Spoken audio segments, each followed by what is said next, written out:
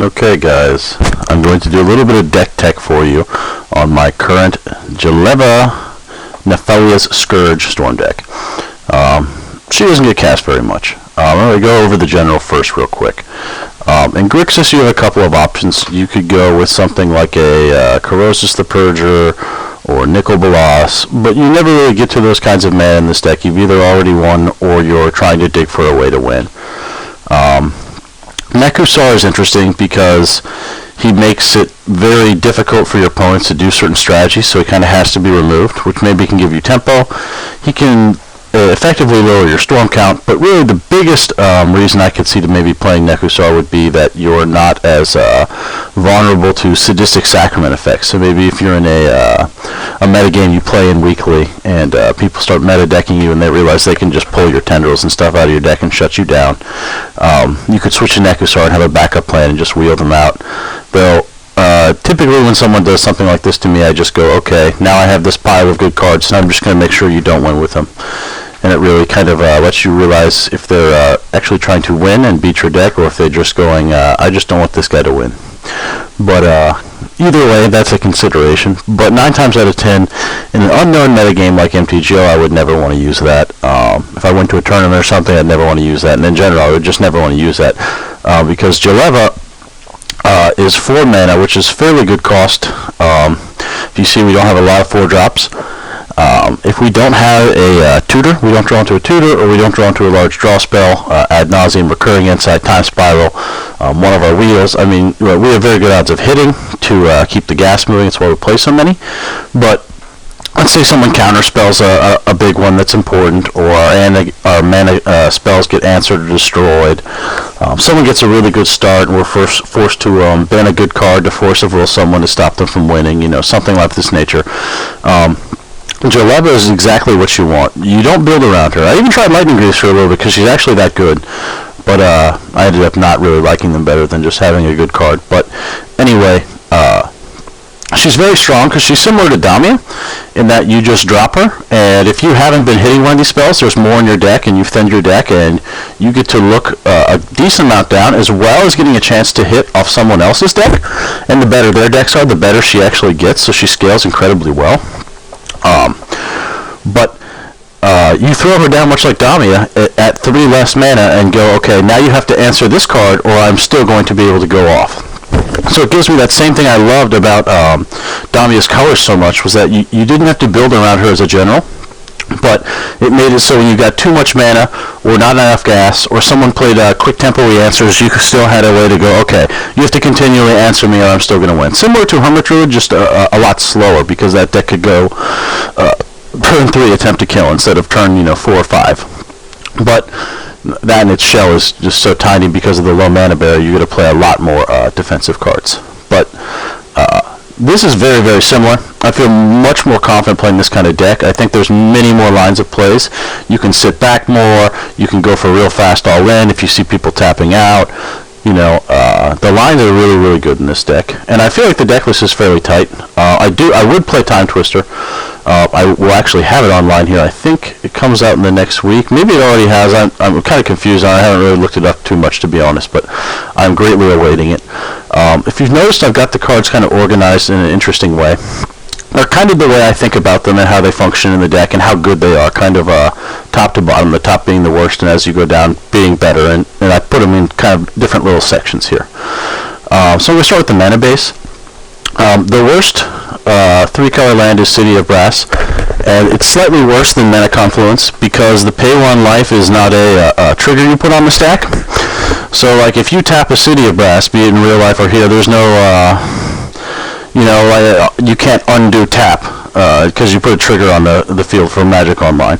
The other thing is that sometimes the pinging of the damage will activate other players' spells where life loss tends to do that less, where someone takes X damage, I get a draw or something of that nature. There's a few cards like that. The best one being Command Tower because it has no drawback, comes into play untapped. Maybe one of the worst lands in my deck is a Drowned Catacomb. You should always have an island or swamp in play in this deck.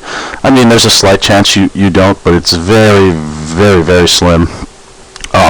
So it's still not very good because without island subtyping, it's not a double land with my high tide, and you can cast 2 or 3 off that.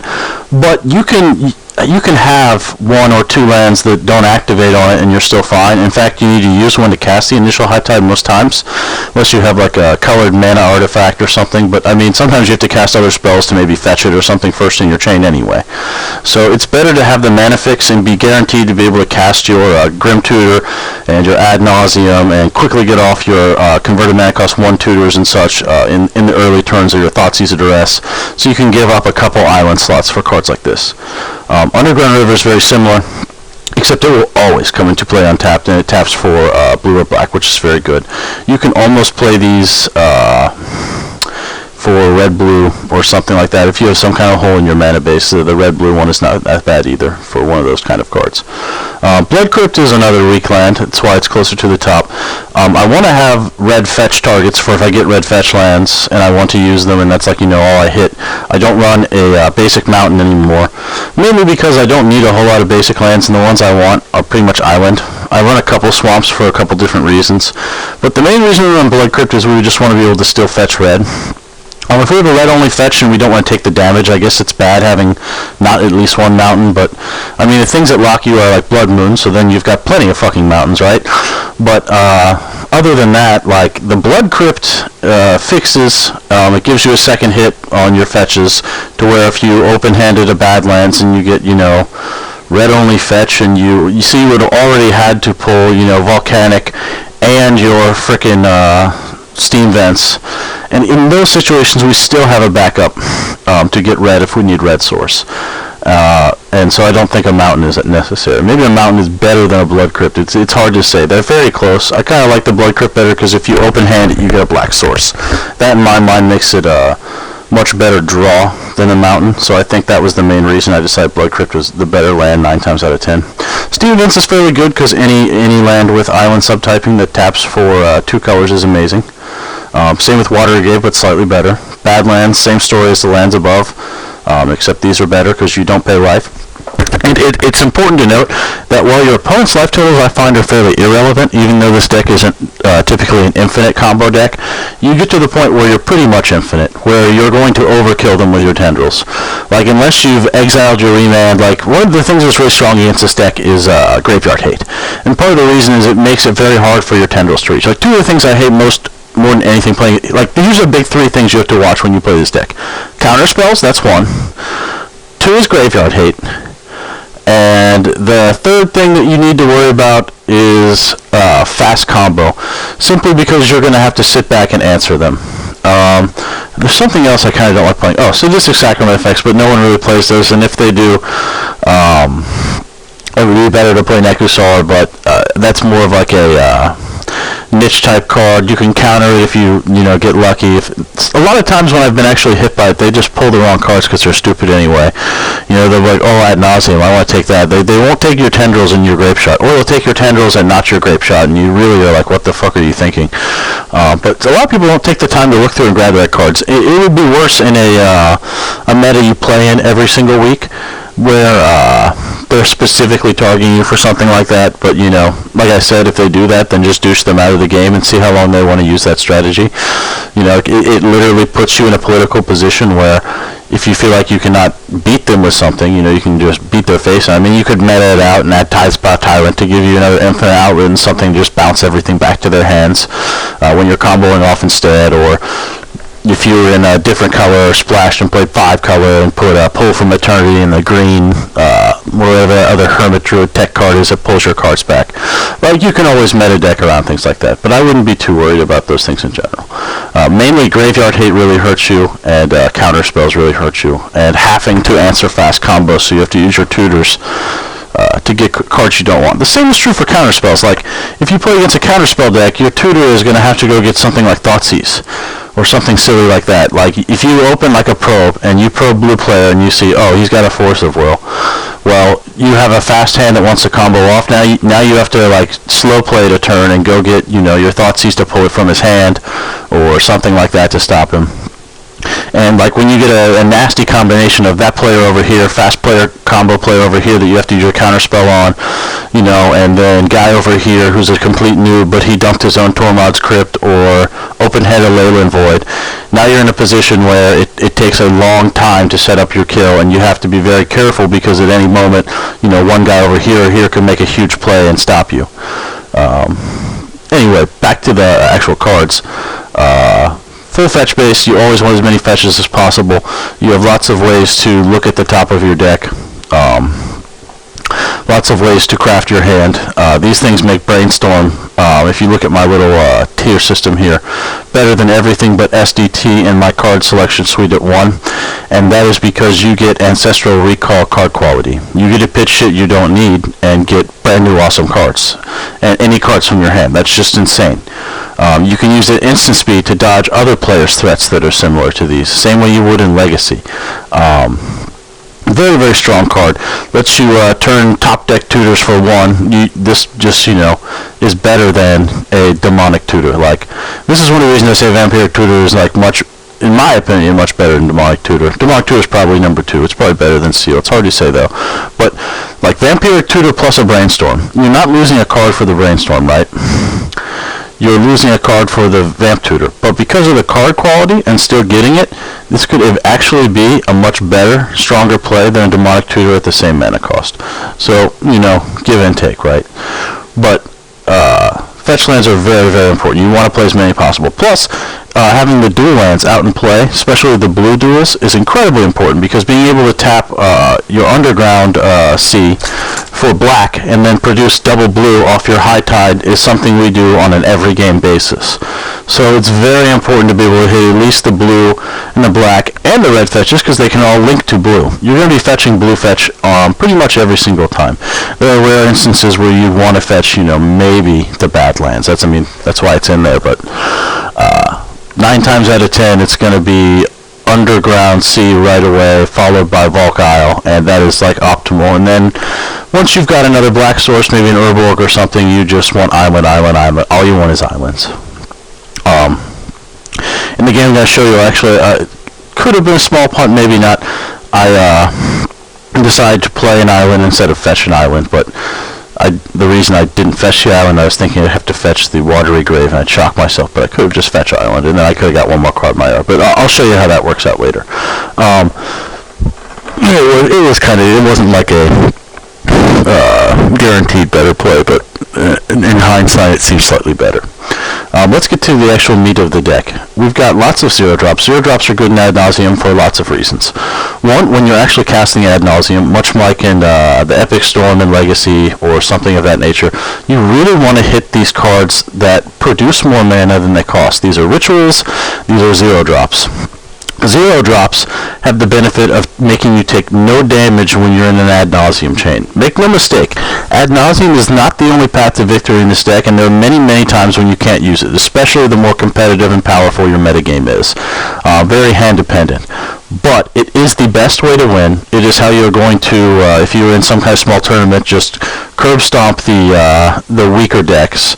And at any point, if people make a mistake or get greedy or tap out or think you're down or out, you can just kill them with it. I mean, if you're in desperation mode, because you have all these 0-drops, it makes it very easy to cast this on turn if you have a high enough life total, or if you just get lucky or had a couple extra mana sources, you know, even on your turn, maybe 1 or 2 open mana when you cast it.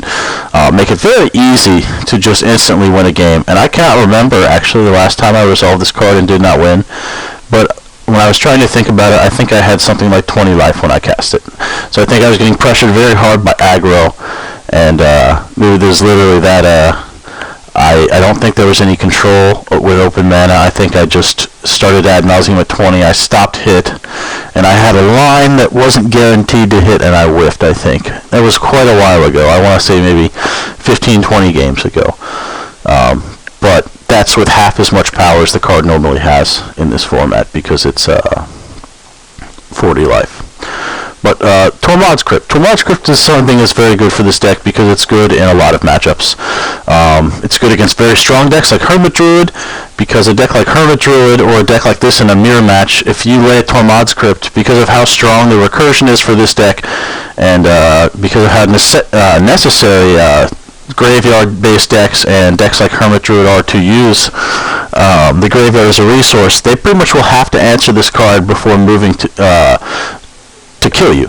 So for a 0 mana investment, pretty much you just invest a card from your hand, one less card you would get towards, gas or protection or something, and once it's on the board, the other players, if they didn't have a removal or something in their hand to get rid of it, they'll have to burn their tutor that could have been used to get a forcible to cover their ass or go get their win card to deal with this card that you cast for 0. This is very, very strong. In addition, it's free Storm after Ad Nauseam. In addition, if you're worried about Snapcaster Mage or something in mid-chain, you can just bop somebody's graveyard before you Ad Nauseam if you think maybe, if you know their decks really well. Like, let's say, he doesn't play that many counter spells, or you saw his hand with a Thoughtseize and you kill the counter spell and there's a Snapstone with his hand. It's just a very strong card. There's lots of decks that like to use the graveyard. It costs 0.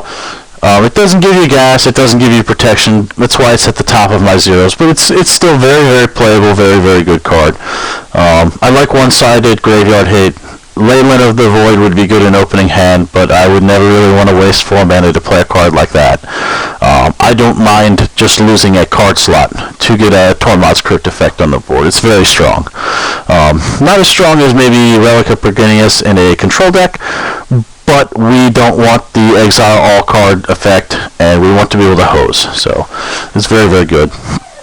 Pact of Negation, 0 mana counterspell. It doesn't get much better than that for a combo deck. Counters anything. So if someone's going to kill your Ad Nauseam, it probably will be worth it to eat the counterspell with your Pact.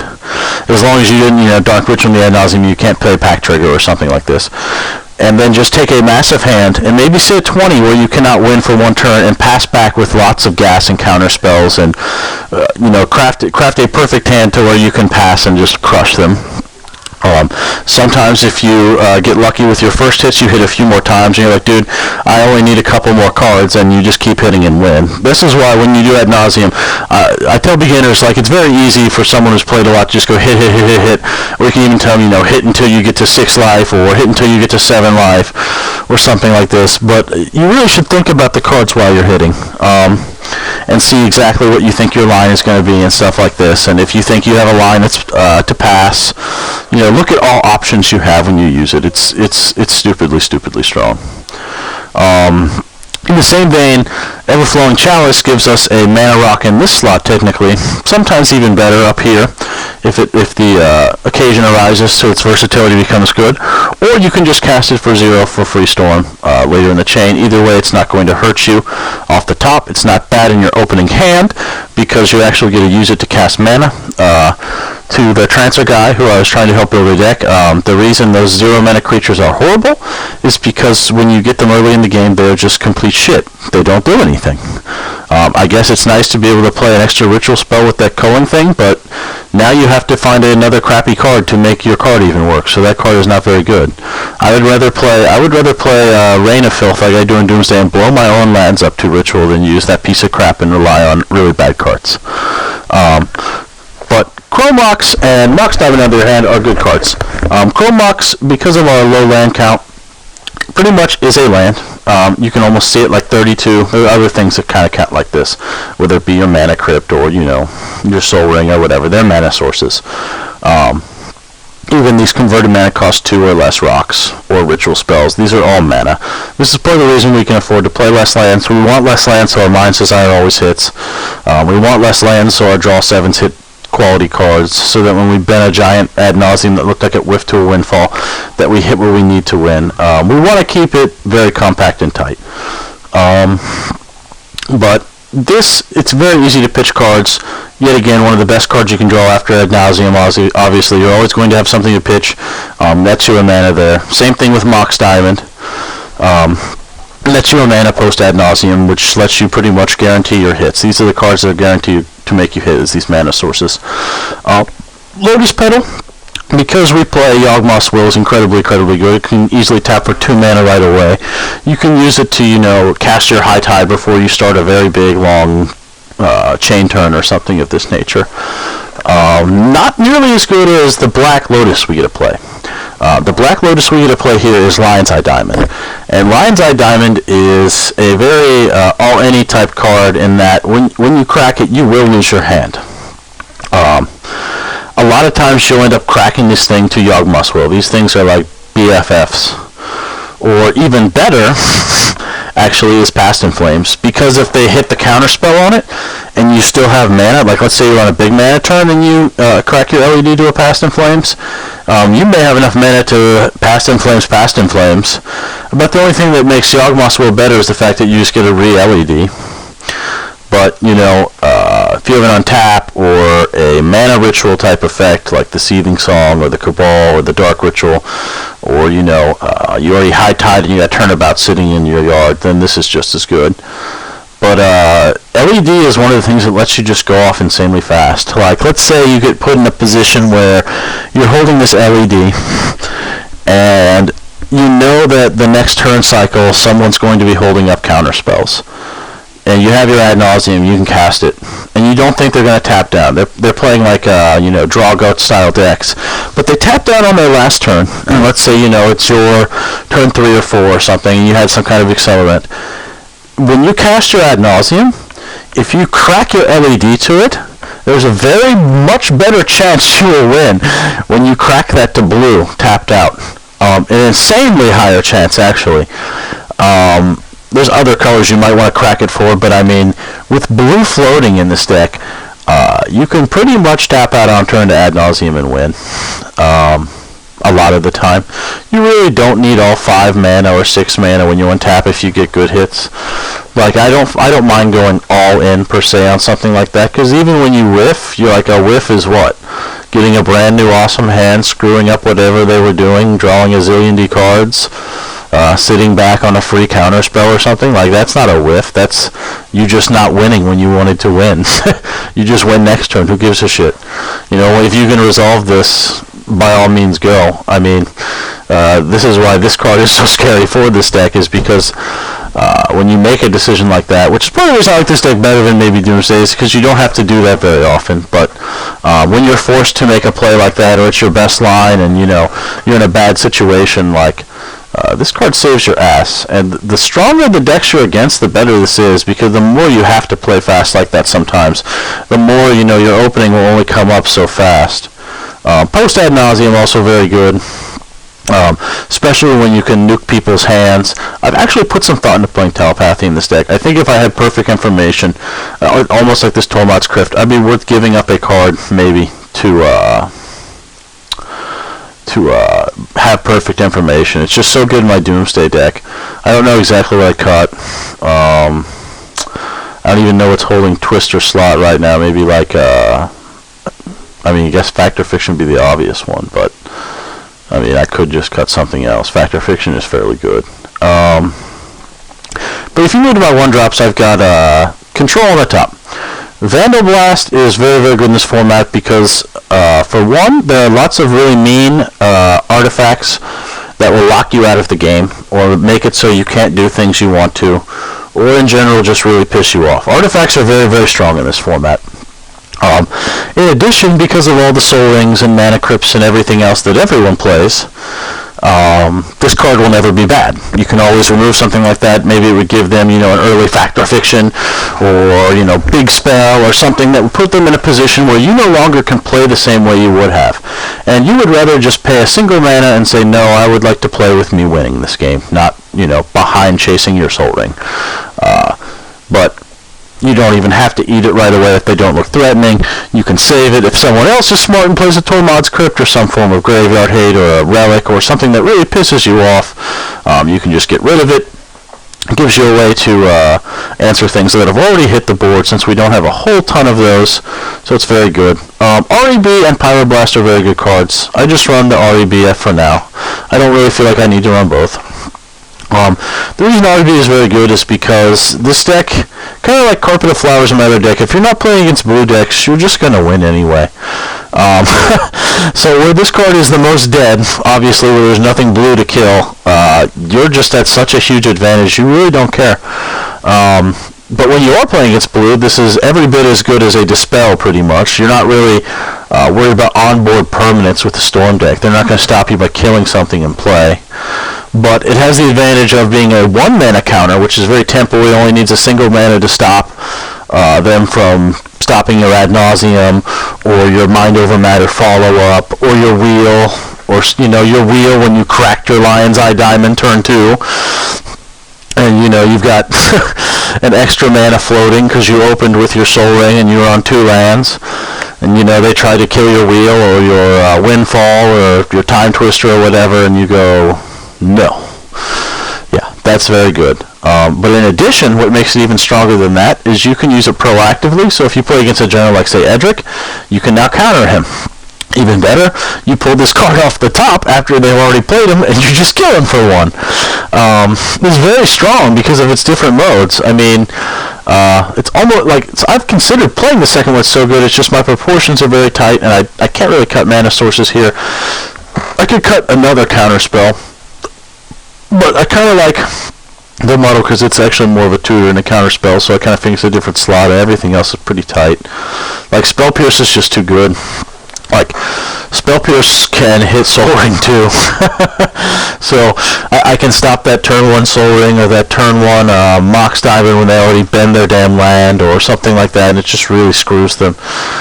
In addition, you can use it the same way you would the REB to protect yourself for a single mana. The deck is fast enough that the Pays 2 part might as well be Pays 50 because you're going to end the game so quickly. I guess maybe if they pass fully untapped and use a cheap counter spell on something, it would make it not quite as good as another Dispel or Swan Song or something like that. But its ability to eat Soul Rings and do other very, very powerful things in the first couple turns of the game, when you're passing, holding open, your Vampiric Tutor or your Mystical Tutor or your Limdual's Vault or something like this, or Impulse, you're sitting behind something very, very strong. Now, the next card here is my other answer to onboard permanence, is the Chain of Vapor. The Chain of Vapor hits everything, so it gives me a out to anything. It'll let me bounce something that pisses me off, like a Stranglehold, or something that makes it so I can't access my graveyard, the graveyard hit I talked about hating. But in addition to this, the drawback doesn't really hit me because at worst they do what? They bounce a cost 2 taps for 1 mana rock or something like that if they want to sack a land, which they never do anyway. Might be smart in some situations just to deny me of the single mana, but I mean, I would probably use that mana to cast the Chain of Vapor or float it in response to them copying it, so it wouldn't really matter in that case anyway. But the other nice thing about this is you can bounce all your mana facts and recast them for extra storm count, which is insanely good. I saw the other guy talking about Hurkyl's Recall with it, and Hurkyl's Recall is a fairly good card, and I hadn't really considered that. That's actually not too bad.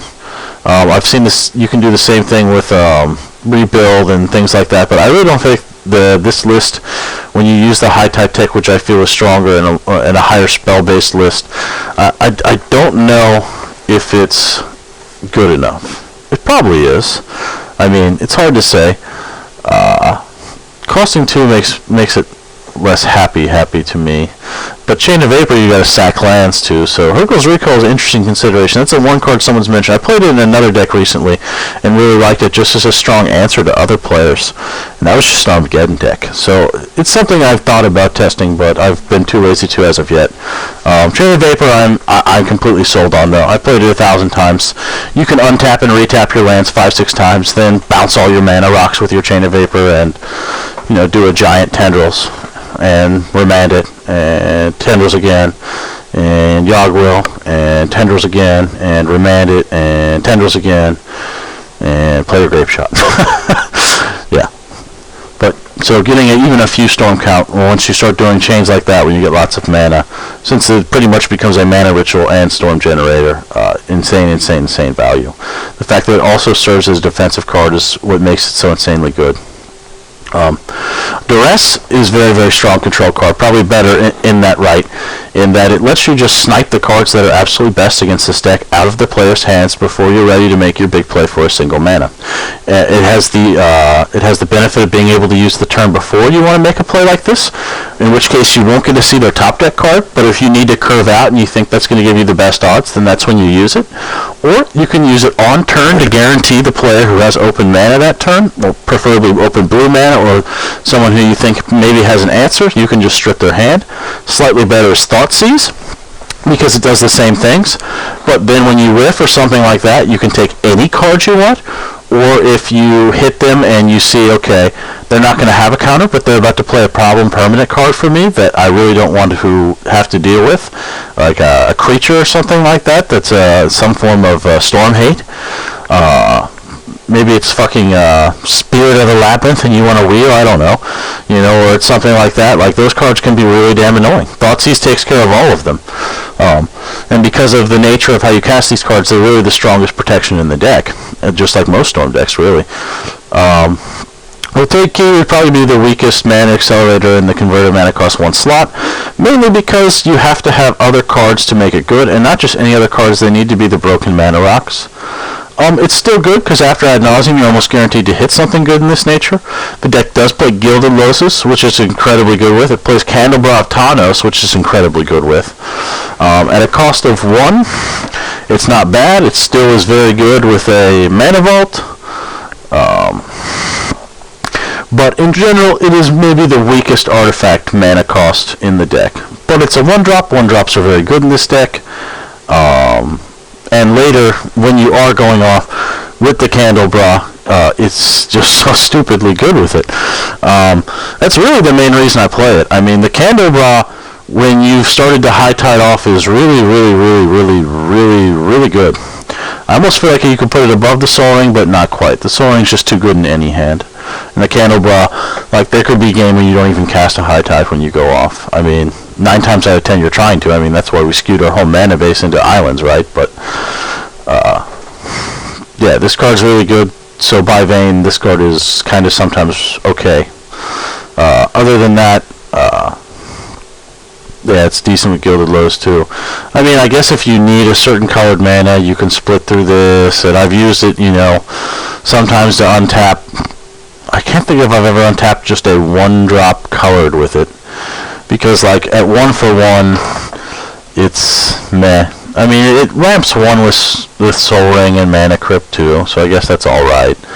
I mean, you can trade 1 color mana for another with a Signet, and that's alright, but I really like it with like Mana Vault or Gilded Lotus or Candelabra when I'm getting more than just a 1 for 1 mana accelerant. But it's still good at 1 for 1. You're usually going to have either a Sol Ring or a Mana Crypt off one of these tutors, possibly, or something like that.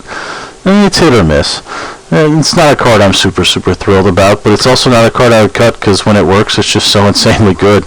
It just ups your hit odds in all the right places without being incredibly bad in any other place. It's not top for the deck, but it's good. Mana Vault, on the other hand, is just like a ritual. It's a brown ritual that you can use either that turn for 2, or the next turn, or any turn after that until you want to for 3, so that's auto-include. Not quite as good as Candelabra, which will always fix your mana. With High Tide, will combo your mana. And with lots of High Tide, will really, really destroy people. In fact, having this with a bunch of artifact mana in play will sometimes make Turnabout for artifacts 9 times better than Turnabout for lands, even after you've cast the High Tides. In fact, it's because you've cast the High Tides. If you can feed enough mana into the Candelabra to untap the same amount of lands and even float 1, then it's better to target the artifacts. Dark Ritual is insanely powerful in this deck. Dark Ritual can be double cast off of Yawgmoth's Will. Dark Ritual powers you out to a incredibly fast Ad Nauseam, even with a single black source when you're missing the second. But it still pales in comparison to High Tide, which is one of the namesake cards of this deck, because you built around this High Tide Turnabout engine that will immediately give you enough mana to power out every card you hit with your Ad Nauseam and guarantee your Mind's Desire is big enough and with enough extra floating mana to just cast through your whole deck and win with Tendrils. It's one of the most important cards in the entire deck. It's part of the reason maybe you're not having as easy of a time without something like Candlebra, without something like Imperial Seal. Just missing a few cards really does hurt the deck quite a bit. That's part of the reason I think these cards should be banned. I mean, they're just too strong. They're too strong in any deck. But yeah, I can literally feel the difference playing this deck without a Time Twister. I think offline, the card that I don't use, I want to say it's the Fact or Fiction, because I don't know where I put my foil. I'm pretty sure that's the only reason why, too. But yeah, I can feel the difference. It's not that Fact or Fiction is bad. It's that you can feel not having a wheel effect. It's not quite as good as wheel in this deck. It's one of those things where sometimes the effect is better than wheel, sometimes it's not. I would say wheel is better more often than not, just because of this card. But that's just how that works. With your card selection suite, Preordained is maybe the worst, but it's still very playable. Scry 2 draw a card is very good. Cost 1, get your top deck tutors. You need a certain number of these, makes your top deck tutors into hand tutor things, so that your ad nauseam chains and stuff can let you tutor cards. Mainly so you can get to this frickin' turnabout and this high tide every time, so you can just keep your chain going. Gitaxian Probe is a little bit better because it does this for free, so that means double free off of, like a Yogg Will chain.